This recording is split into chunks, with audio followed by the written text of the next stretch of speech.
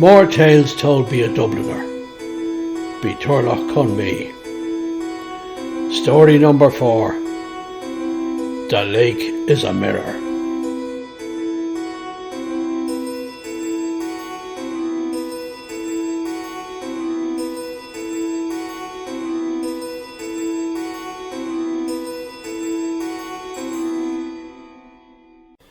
When I went to work in Switzerland in 1998, I had a job working as a documentation editor at a factory in a village called Panaduz in the Grisons Alps.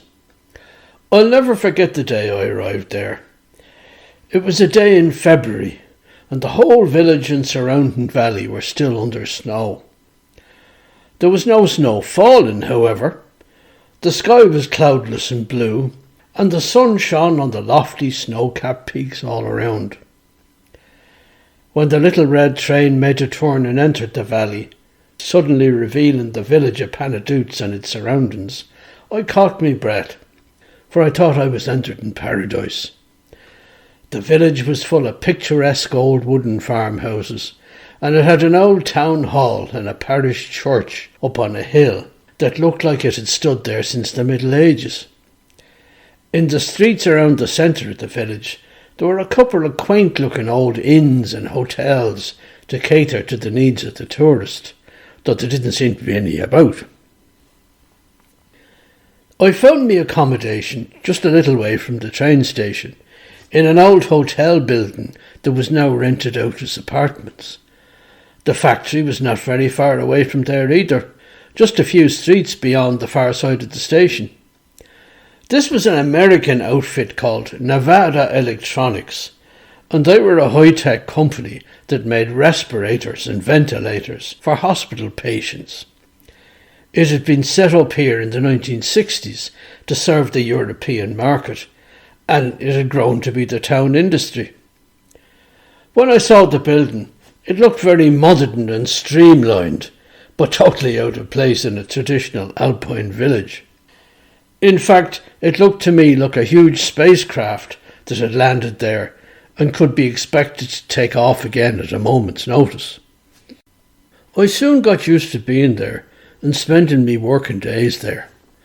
I met all kinds of people. Some were locals, some were from elsewhere in the Grisons, but some were from Germany, Italy and other countries. The language of work was German, as I had been led to expect. However, it didn't take long for me to find out that German was not the language of the locals. In fact, they spoke Romansh. I had heard a little bit about Romansh in the Grisons, but wasn't expecting to encounter it so soon. I was a bit like some German who had gone to work in Ireland and had polished up his English, only to find he was living and working in the Dialect, and all the locals spoke Irish. Meanwhile, I had started to get to know some people at work. One day at the lunch hour, I was gazing intently into a sort of bushy tract encased by the glass and concrete of the Nevada building, for I thought I had seen the white and pink flash of a hoopoe flying in and out. A man whom I had met, Silvio Castelli, an Italian who worked as a computer scientist there, came up to me and asked me what I had seen. It seemed that he was an enthusiastic birdwatcher in his spare time. I told him about the hoopoe, and he assured me that this bird was a well-known feature of the locality, though were often seen on the pastures all around the village. Silvio was an Italian who had come to work in the Grisons and settled there years before, so I suppose he was sympathetic to a stranger who had just arrived in this part of the world. He offered to introduce me to the local ornithological society and its president, a man named Christoph Meyer. He was the local GP, as it happened. I met him soon enough at a birdwatchers' meeting to which Silvio brought me. Christoph Meyer was a tall, spare man in his 50s, with grey hair and a matching beard. He was the type you tended to meet here in the Alps, fit, wiry, athletic, and ready for strenuous activity in the natural environment. He was upwards of 10 years older than I was, but I couldn't match the physical shape he was in. I soon found out about this when I started to go on birding expeditions with this group. You had to march quickly over rugged terrain to keep up with them. Christoph was a born leader, I could see that. He was soft-spoken, but decisive, and he found a solution for every problem without getting worked up. As well as his own medical practice in the village, he kept a station for treating injured birds. He could repair a broken wing or a leg, and after convalescence, the bird, owl, eagle, swan, goose, or whatever it was duly released back into the wild. Christoph was also an accomplished nature photographer. When I was talking to him once, he told me that he found beauty in the world of nature and birds, because as a doctor he had to deal with the opposite every day, namely human suffering. He also told me another time that his father had been the local GP before him, and that he had been an active mountain climber into old age. In fact, just a year before, when he was 90, he had gone up into the mountains for a solo hike, as he often did, and had lost his footing and fallen 300 metres to his death. So that was the end of him. I went on quite a few birding expeditions with Christoph and his group. Now, I had only spoken German with him, though I knew he had grown up as a Romansh speaker. Meanwhile, encouraged by local men I had got to know at the factory, I decided I should have a go at learning the Romansh myself. It didn't seem to be all that of a conundrum, I thought. It was a Romance language, and if you had once learned French, as I had at school, it shouldn't be hard to learn Romansh, since they were related.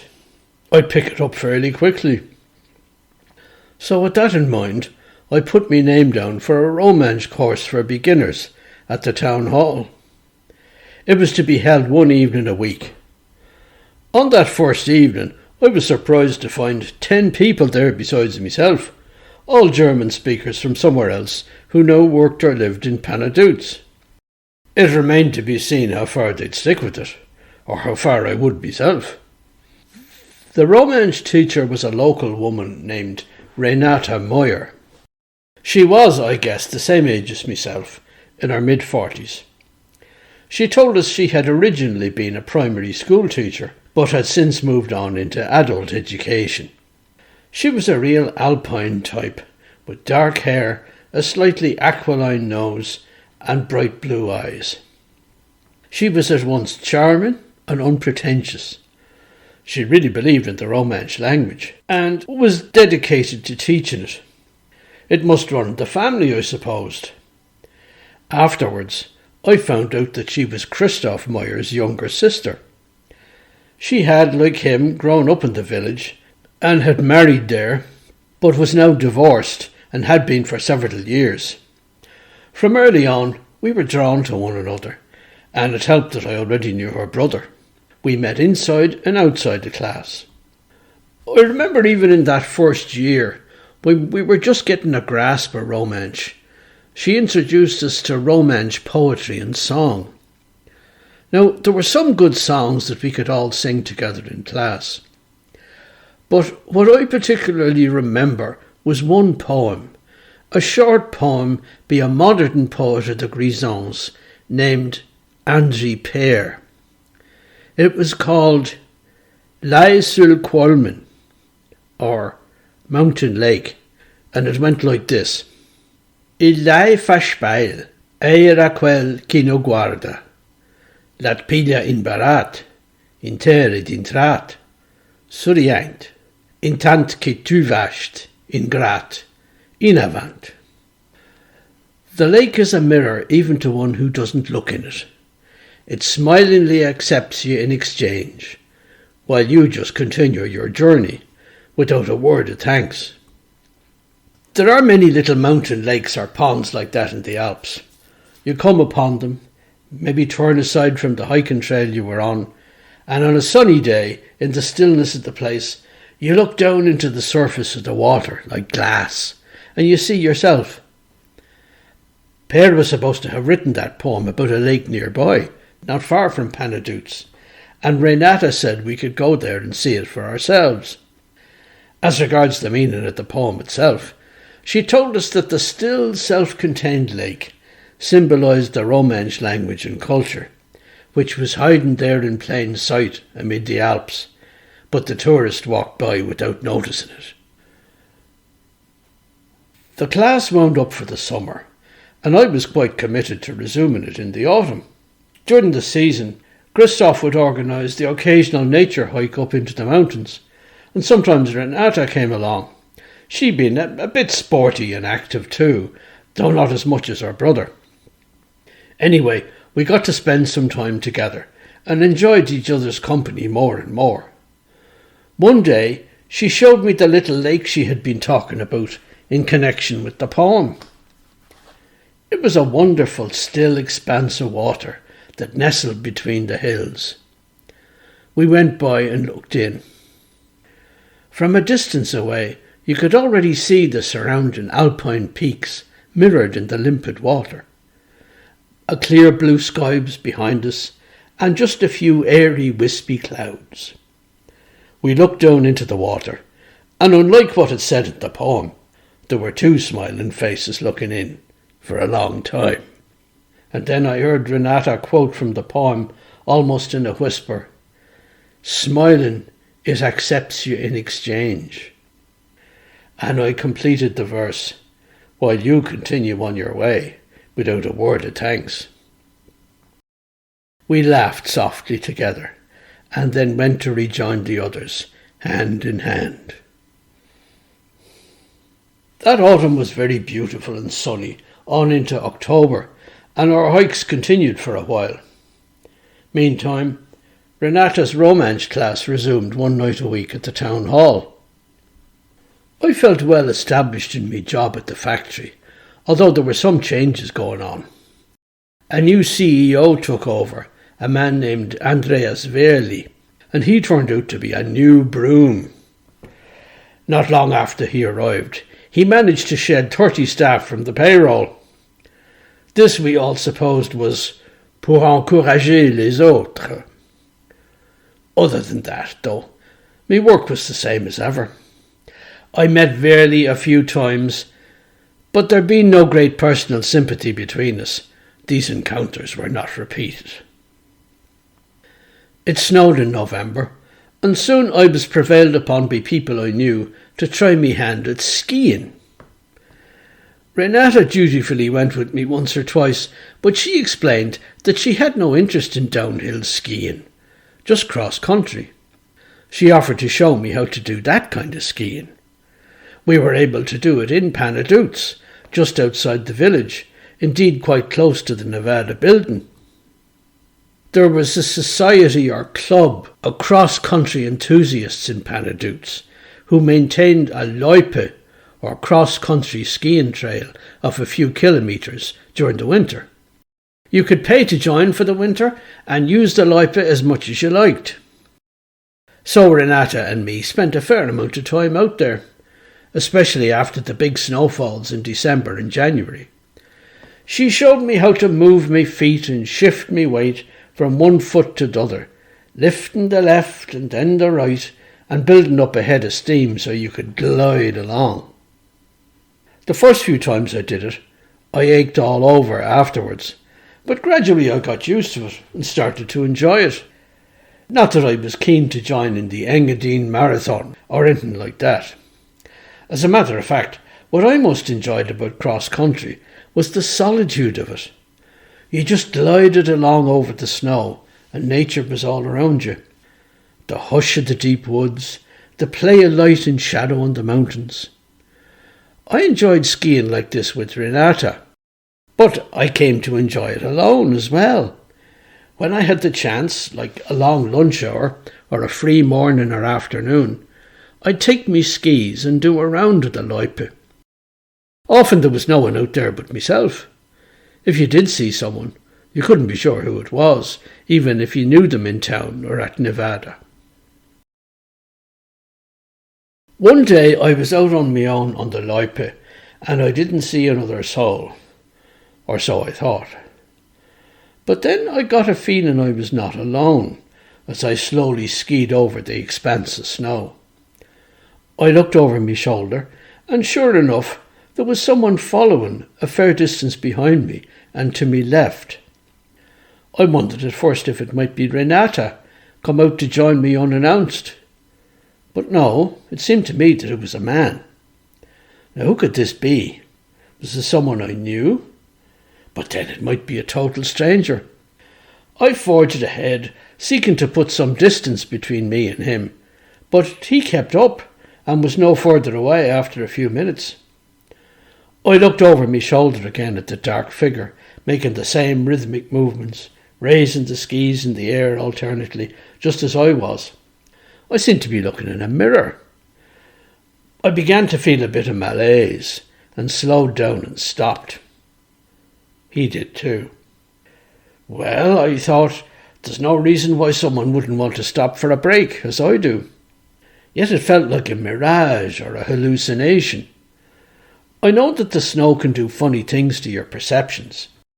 Because it's an expanse of white, it brings the background into the foreground and sets the foreground into the background so you can hardly see it. You suddenly notice people or houses or a particular tree, but you have trouble focusing on them. They just seem to fade into the mass of white. On I went now, and the occasional look over my left shoulder told me my unknown companion was following me still, mimicking me every movement as it seemed. I thought of suddenly wheeling around in a U-turn and going back to confront him, but I knew I would feel too much of a fool.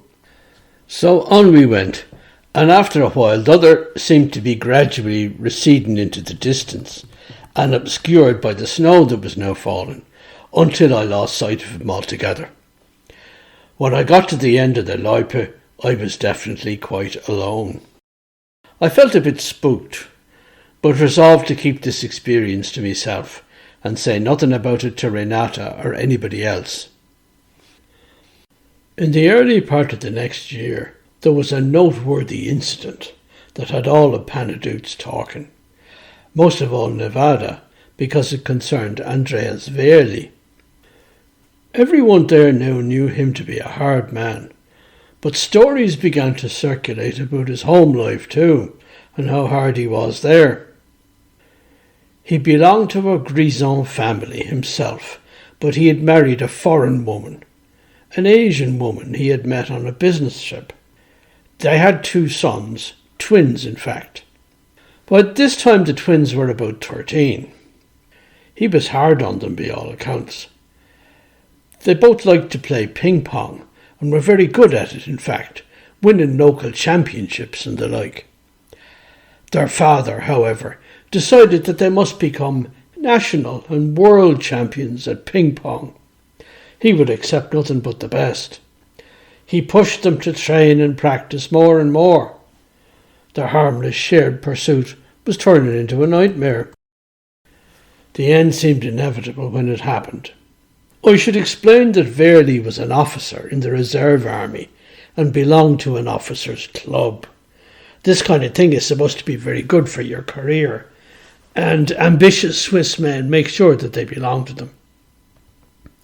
As a reserve officer, Verli had a regulation army pistol and ammunition, which he was entitled to keep at home. This, of course, was no secret to his family. The boys attended a regional secondary school in another village near Panadoots. On this particular morning, one of them had called in sick and stayed home, but the other went to school. During a break, he went into the school toilets, took out his father's army pistol which he had brought with him, and put a bullet through his head. News of the lad's death spread quickly in the village and at Nevada. People were asking things like, why one twin and not the other? Had they talked, or had one acted completely independently of the other? There were no answers. Now, nobody had much sympathy for Verli. It was assumed he had driven his son to suicide. But why one, not the other? Why had one been able to take the pressure, seemingly, and the other not? Or had they in fact talked it over and made a monstrous pact, one to assume the whole tragedy and die, and the other to live on in his stead? Everyone was at the funeral. The staff in Nevada considered it their duty to go. Afterwards we all had to shake hands with Really. His face was expressionless. His wife stood behind him and didn't step forward to shake hands. The surviving twin stood behind his father too, like a pale ghost. Looking at him, I couldn't help wondering, what would his life be like now? He'd always had a twin, and now he was alone. He'd gone from being two to just one. In the meantime, my own life was going along very nicely. I was now a part of village life, and I enjoyed all its aspects with Renata. Spring went into summer, and we took many hikes in the surrounding hills, alone together or in company with larger groups. A favourite spot of ours was that mountain lake where you could see yourself as in a mirror, and we would recite the words of the poem to one another. The lake mirrors even him who does not notice. And at the end she would say, while you pass by unheeding. And she'd look at me. I supposed the time of decision was approaching.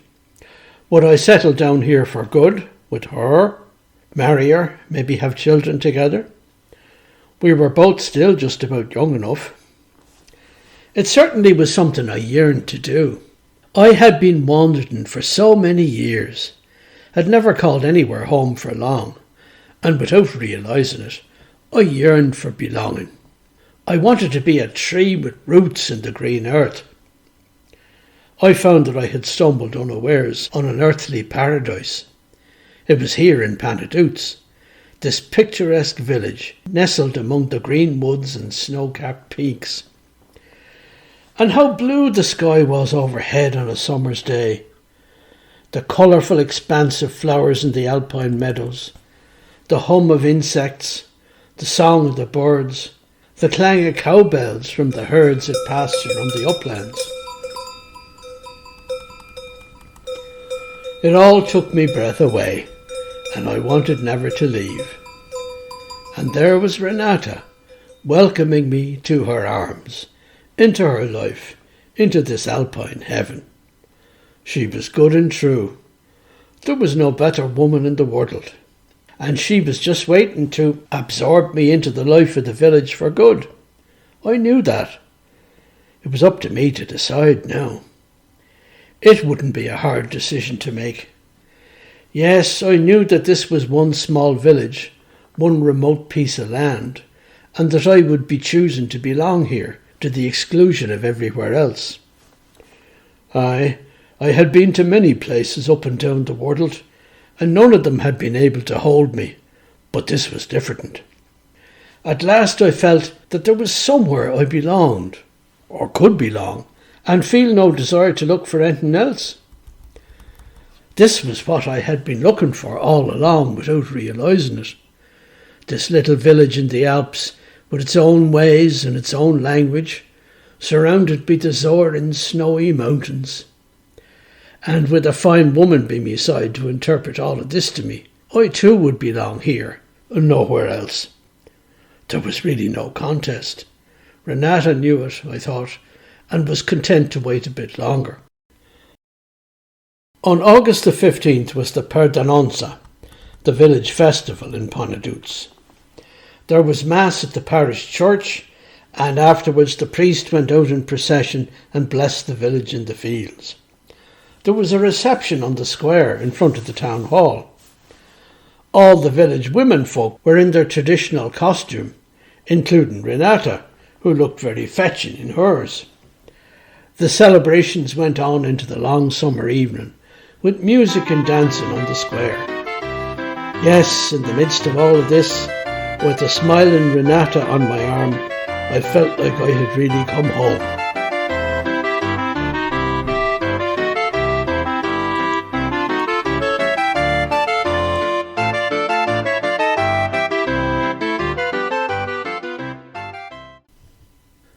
In the autumn, with the days cold but still sunny, and the mountains already whitening, Christoph Meyer was planning an alpine ski tour for about 6 participants, with himself acting as guide. I might add that Christoph was a licensed alpine guide as well as everything else, and guided tours during the autumn and winter seasons. Christoph invited me to come along and take one of the 6 places open. The others would be a mix of locals and tourists from elsewhere. I asked him if he thought I was up to it, and he reassured me that I was, for it would not be very strenuous, just the kind of introductory tour in the Grisons Alps which he liked to give for newcomers and tourists.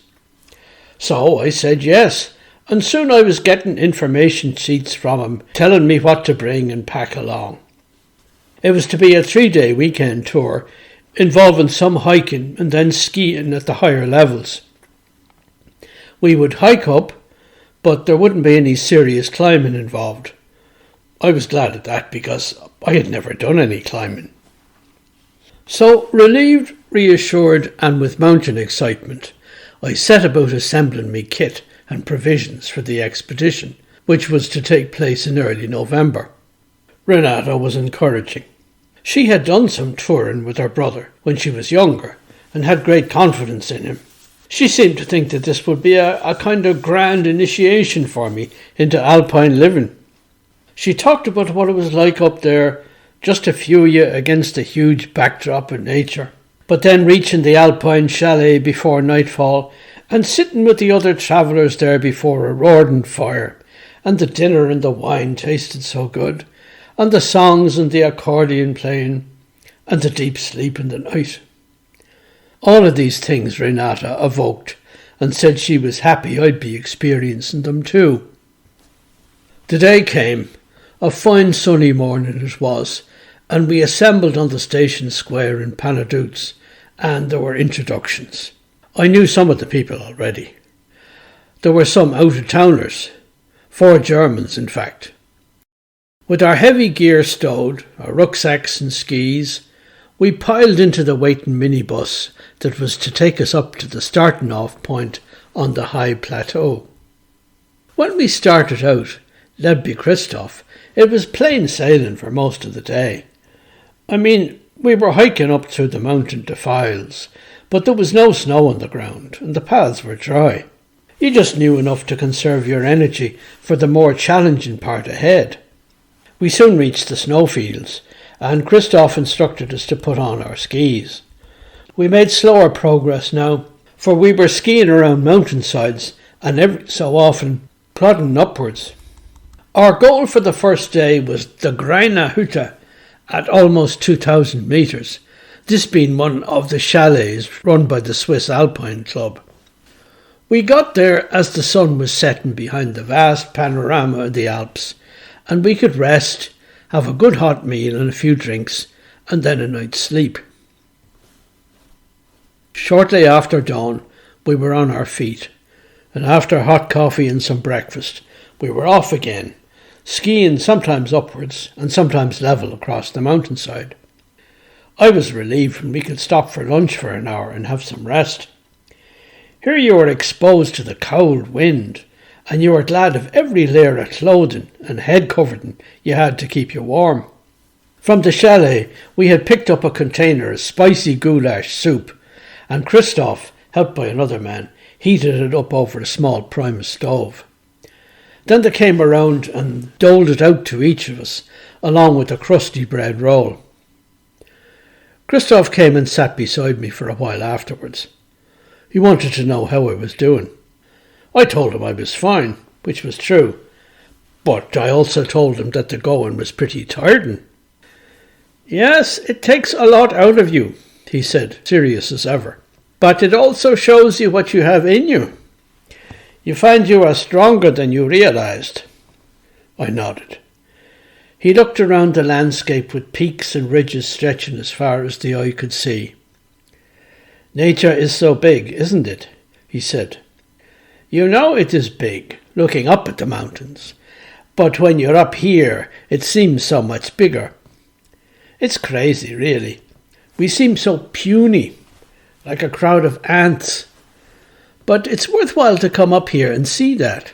It shows you how little you count on the scale of things. That's a hard realization. It even horrifies you at first. Rilke has a poem about this that you may know. He understood what I'm talking about. He says, Aber der Wissende, ach, der zu wissen begann und schweigt nun, ausgesetzt auf den Bergen des Herzens. But the knower, the one who began to know, and now he falls silent, exposed on the mountains of the heart. I knew the poem, and I nodded. Here you have not much left to say, because it is beyond words, said Christoph. Even now we are talking too much. He smiled. But it is a kind of horror that seizes you up here. A horror because it is so inhuman. The Alps are inhuman. They are too big for man. And up here you feel yourself becoming inhuman. Or maybe more than human. Or less than human. I don't know. At the end of that poem, Rilke talks about how the animals and the eagle flying overhead are at home up here, but not man. Aber ungeborgen, hier auf den Bergen des Herzens. Unprotected, here, on the mountains of the heart.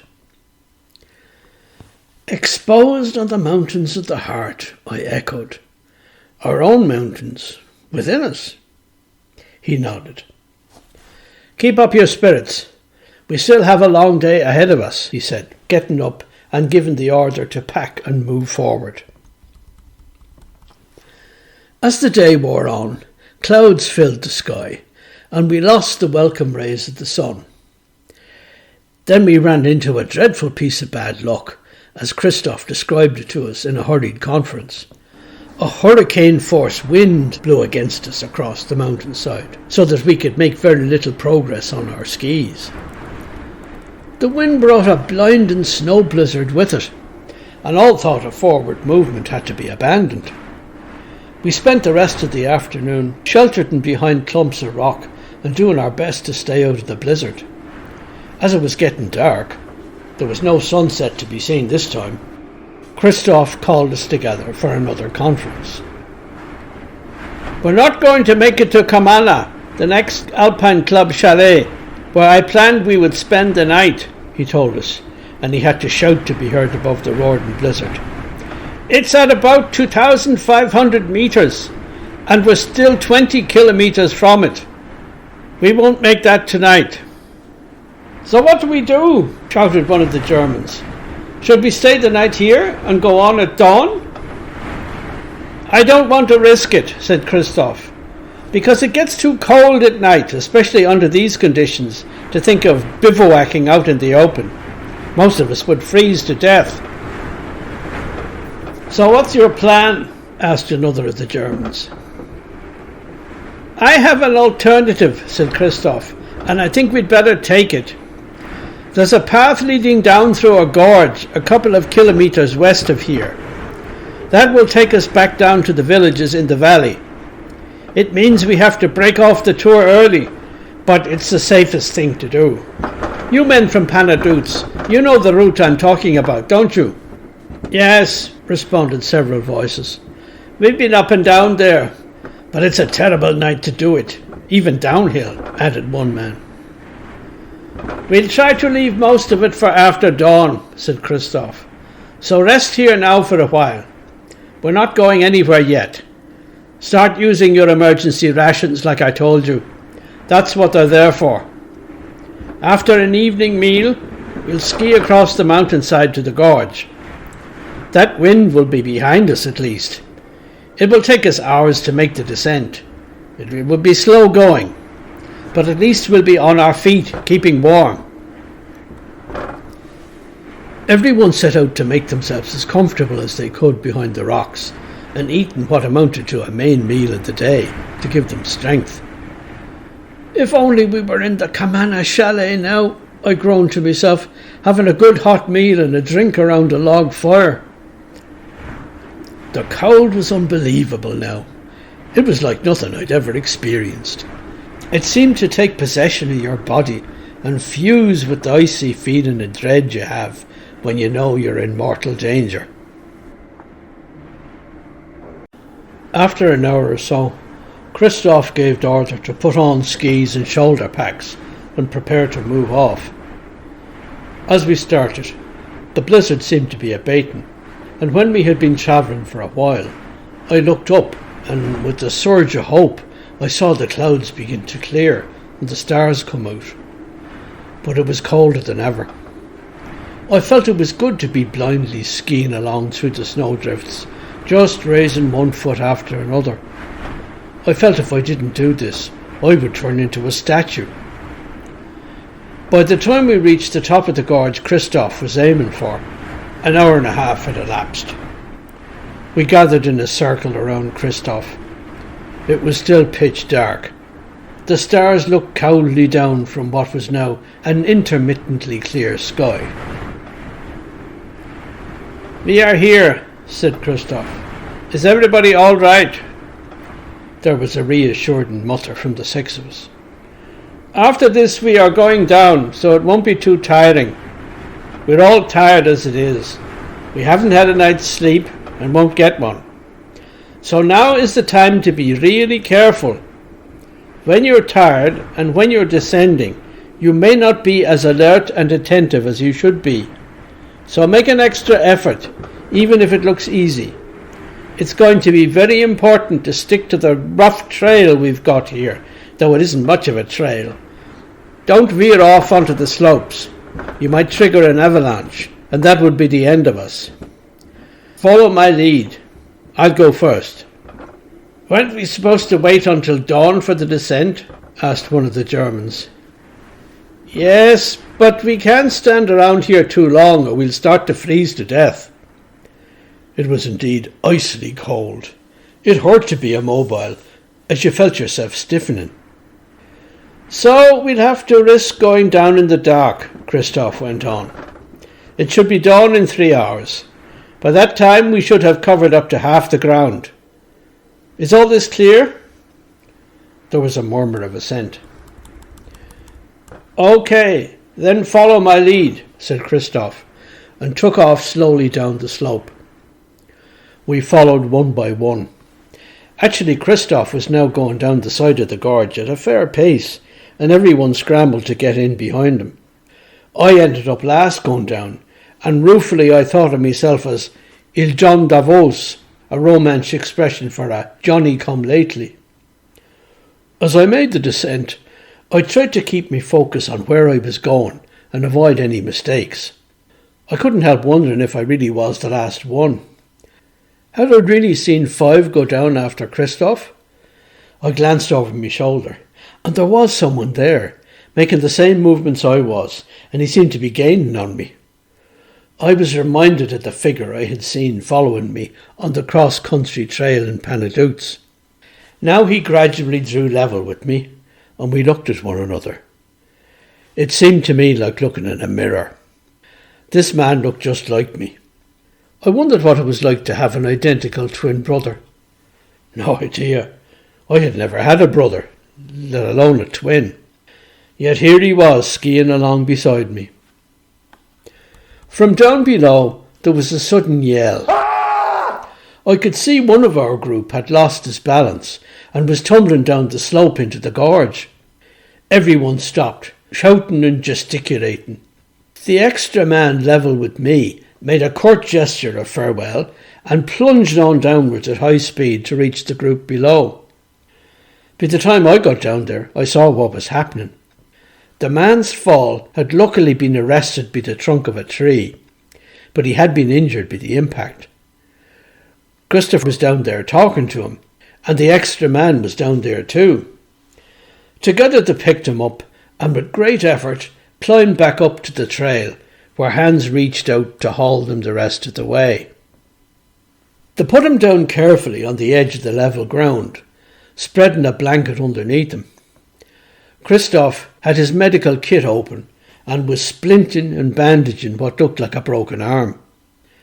The extra man stayed beside him and acted as his assistant. When the job was done, everybody sat back and rested for a while. Christoph talked to the injured man, asking him if he was able to go on. Then he turned around and called to us in a relieved voice, "We can go on." The extra man lifted the injured man to a standing position and put his feet into his ski boots. Christoph put a pole in his good hand, and they somehow managed to tape the other pole to his injured hand to provide a bit of support. Then we were off again, still in darkness, though I could see the extra man moving along beside the injured man, guiding him and encouraging him. Christoph forged ahead, and in another hour came the dawn, peeping palely over the dark mountains on the other side of the valley. But it was also dreadfully cold, and a wind had sprung up that was such an icy blast I could scarcely breathe. So must others have felt too, for they started to slow down and straggle out behind Christoph, who was trying to keep his pace at the front.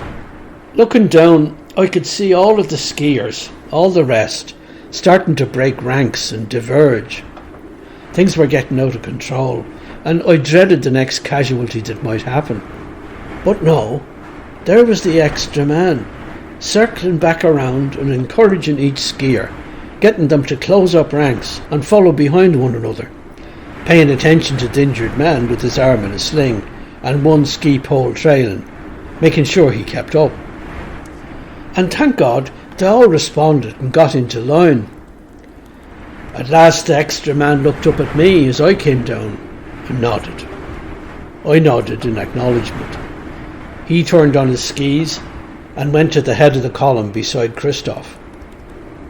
We were making slower progress because of the cold wind in our faces, but as it grew lighter, we were coming to the end of the snowfields, and we all rendezvoused there to pause and take off our skis, slinging them then over our packs or our shoulders.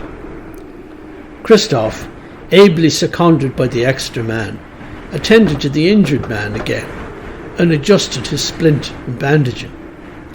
As that was happening, the rest of us all sat down in a circle. When he was done with his patient, Christoph spoke to us. "Everybody present and okay?" he asked. He called out the names of the participants. Each one responded. When he came to me, I glanced at the extra man who was sitting nearby, and I called back, "Present." Christoph didn't seem to notice that there were not 6 men besides himself, but 7. I looked around, wondering if any of the others had noticed it, but if they had, they weren't letting on. Christoph addressed us again. "We have the worst behind us, I think, but keep up your vigilance till we're down in the village. And now let's sup and get moving again, because if we stay too long here, we'll start freezing." The exhausted men heaved themselves to their feet and trudged forward over the rocks and the moist grass. It was rough terrain, but it felt safer underfoot than up above in the snowfields. It was hard to discern a path, but Christoph seemed to be picking out his way eagerly enough. After a while he stopped and tried his cell phone. His smile of relief told us he had found coverage. He phoned the man with the minibus and told him briefly what had happened. The man agreed to start out now and meet us in the village we were headed for. We trudged the rest of the way in silence, and the morning was fresh, but we were too tired to enjoy it. There was a hurrah from all throats as we reached the edge of the village. The cafe in the square was already open, and we got some coffee and fresh rolls there.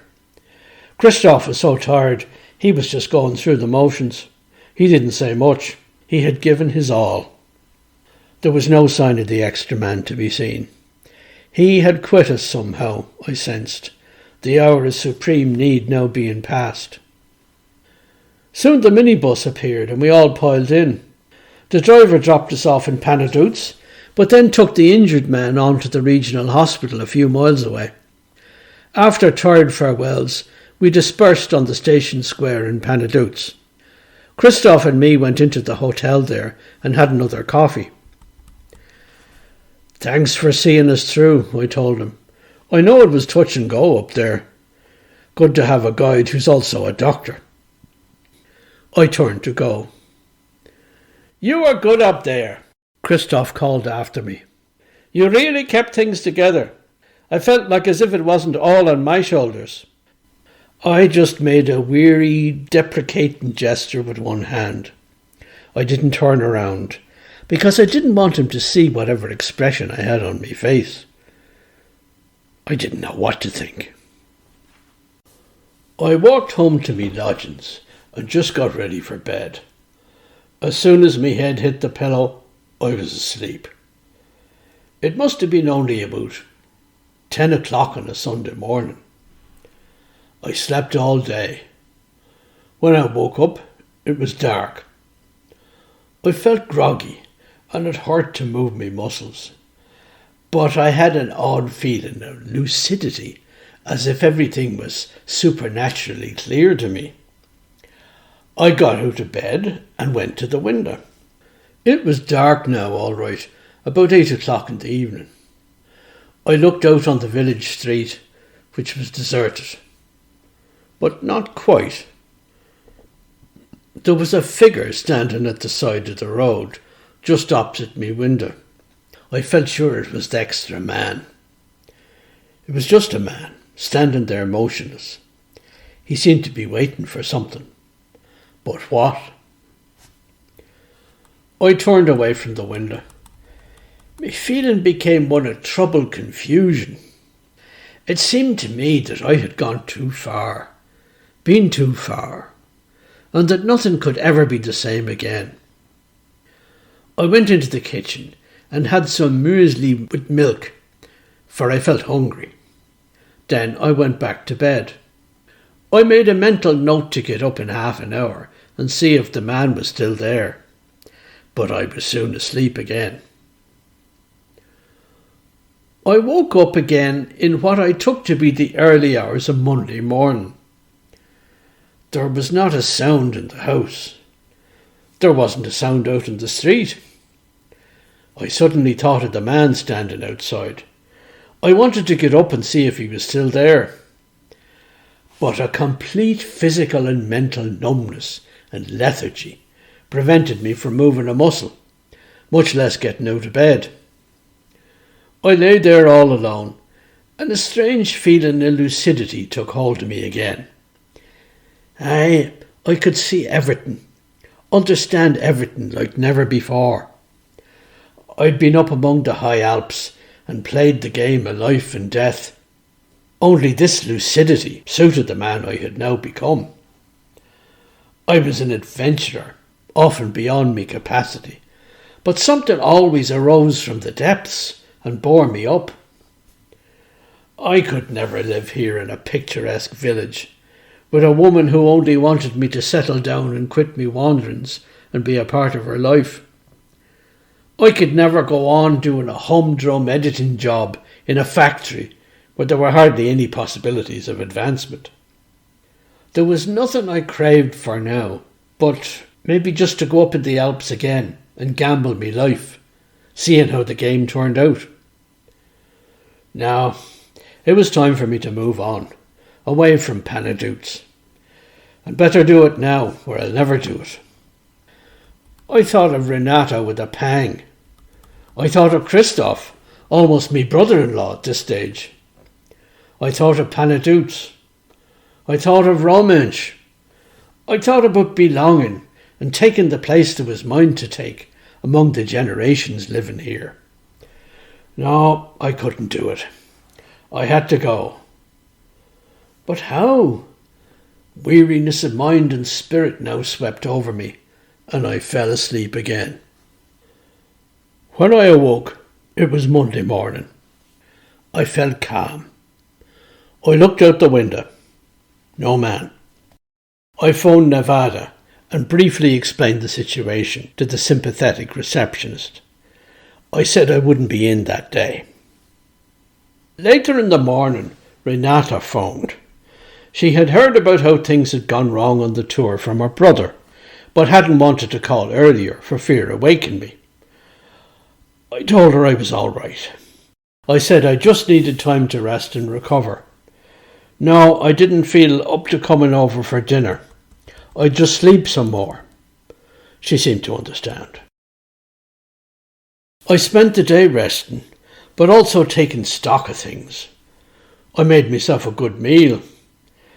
Then in the afternoon, I felt drowsy. I lay down on my bed and soon was asleep. When I woke up, it was dark. I felt an urge immediately to get up and go to the window. The figure of the extra man was there. I decided there was nothing to do but to go down and see what he wanted. Numbly, I pulled on a pullover over my shirt and descended the stairs to the street door and went out. He was waiting for me, the hood of his jacket pulled up over his head, his hands in his pockets. It was him all right. It was me, I should say, I suppose. I looked at him, not knowing how to begin. How do you talk to yourself? What information is there to exchange with someone who knows all that you know? He spoke first. What do you want to do? He asked. Have you decided? I have, I said. I've made my decision. I'm leaving. I just can't stay here. But everything is here, he said with sudden emotion. What? I asked. You know. Renata, you mean? He nodded. Renata and so much more besides. Your whole life is here. Don't throw it away. Don't run away from happiness. Do you love her that much? I asked. He nodded again. Then stay, I said. It was my turn to speak with sudden earnestness. You stay with her. Stay with the woman you love. Then I won't have to walk out on her, and there won't be any broken hearts. Don't you love her? He asked. Of course I do, I said. If you love her, I love her. But you want to leave the field to me then? You want to leave me everything, he said. Sure, says I. One of us has to stay, and one of us has to go. We can't both be here, right? He nodded. Then he asked, won't you be sorry, though? Of course I will, but I'll feel better knowing that you're making her happy, knowing that at least one of us is happy. All right, he said finally. If you're willing to live with that, I'm ready to take over. Good, I said. Things are working out, I added, although I didn't really feel that. Let's plan the handover. Let's make it happen. All right, when? Tomorrow at dawn. Are you up for it? I am, says I. I'll come down with me rucksack and all the belongings in it that I'm taking with me at first light. That's about 6 a.m. I take it you'll be here. He nodded. Nowhere else to be. Right, says I. I'll give you the keys of the apartment over there and me pass card for Nevada, and you can go and check into work afterwards. I went back up to me bed and slept a dreamless night. At dawn, I awoke.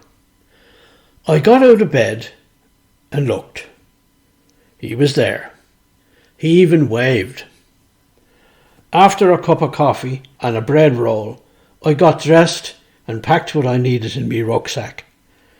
Then down I went into the deserted village street. It felt like a dream or sleepwalking, but at the same time, I was totally lucid. I gave him the keys and the pass card for Nevada. He took them without a word. I stood there in silence for a while.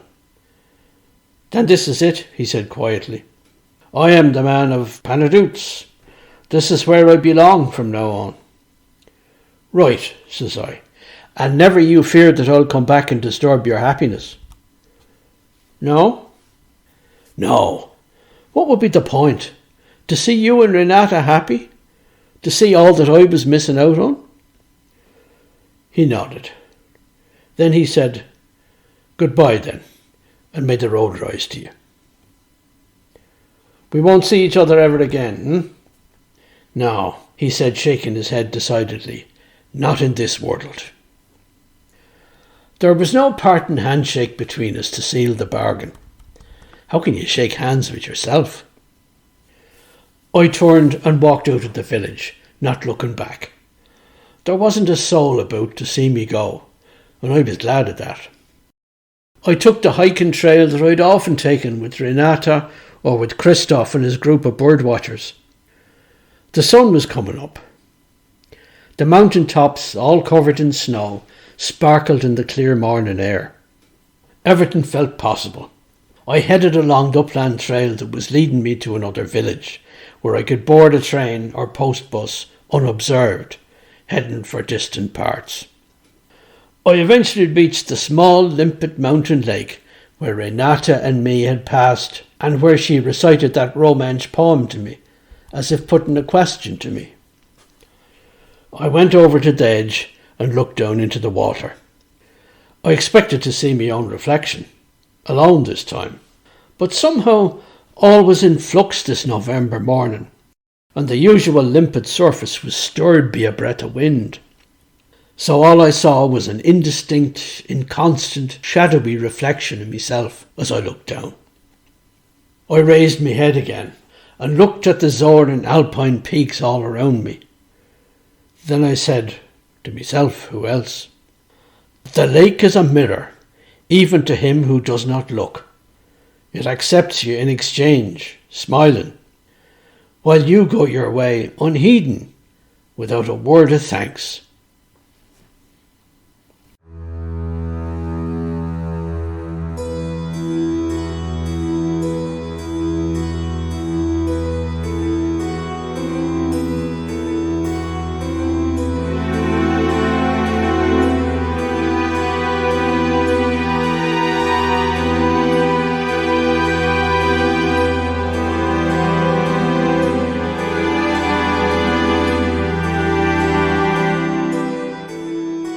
You have been listening to The Lake is a Mirror from More Tales Told by a Dubliner by Turlough Conmee.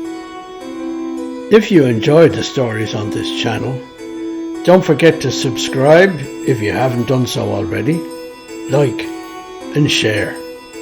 So until next time.